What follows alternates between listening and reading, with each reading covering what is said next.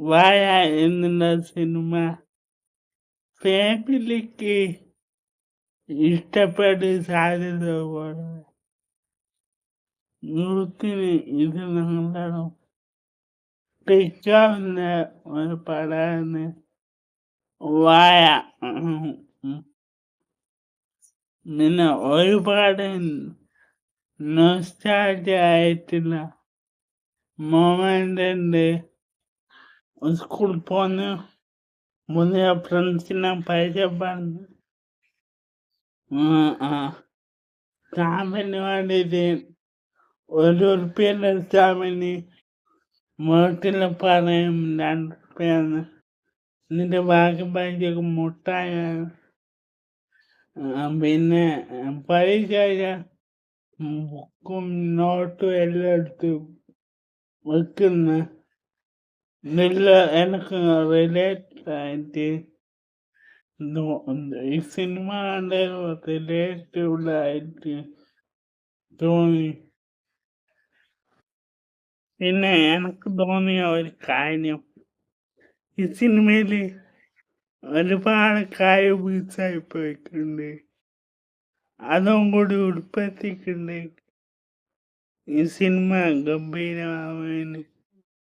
എന്നാലും അടിപൊളി സിനിമയാണ്. എന്നാലും ആ സീനും കൂടി ഉൾപ്പെടുത്തിയിട്ടുണ്ട്. കുറച്ചും കൂടി പിന്നെ റിലേറ്റഡ് ആയിട്ട് തോന്നും. ഗപ്പീനെ വെച്ചിട്ട് പൈസ ഉണ്ടാക്കുന്ന, അടക്ക വെച്ചിട്ട് പൈസ ഉണ്ടാക്കുന്ന, പിന്നെ കശുവണ്ടിയെ വെച്ചിട്ട് പൈസ ഉണ്ടാക്കുന്നു. അതും കൂടി സിനിമയിൽ ഉൾപ്പെടുത്തിയിട്ടുണ്ടാക്കി ഓണിക്കുവാൻ. പിന്നെ പ്രത്യേകമായിട്ട് എടുത്തു പറയാണ്ട് ആശലിനെ കുറിച്ചാണ്. ആശല് നല്ല കോമഡി ആയിട്ട് സിനിമയിൽ അഭിനയിക്കുന്നു. പിന്നെ ബേസിൽ ജോസഫ്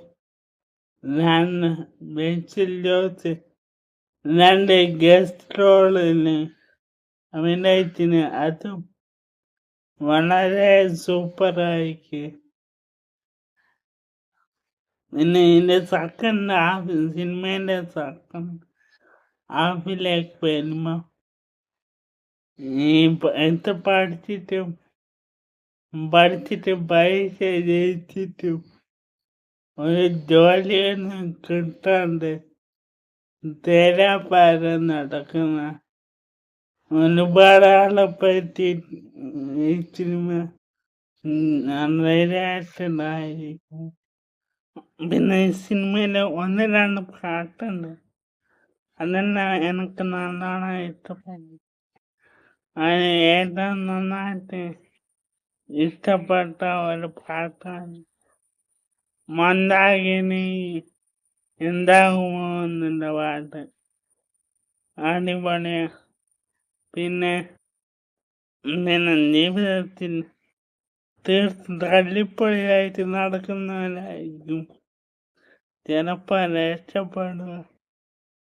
അത് ഈ സിനിമയിലോട്ട് കാണിക്കുന്നുണ്ട്. പിന്നെ ഈ സിനിമക്ക് 2ാം ഭാഗം ഞാനും പ്രതീക്ഷിക്കുന്നു. 2ാം ഭാഗം ഉണ്ടാവും.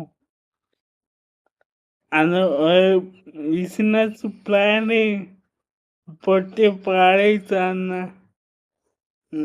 ഒരു അവസാനമാണ് ഈ സിനിമയിലുള്ള വാഴ 2-ല്.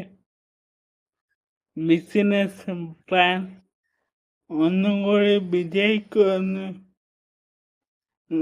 നോക്കാം.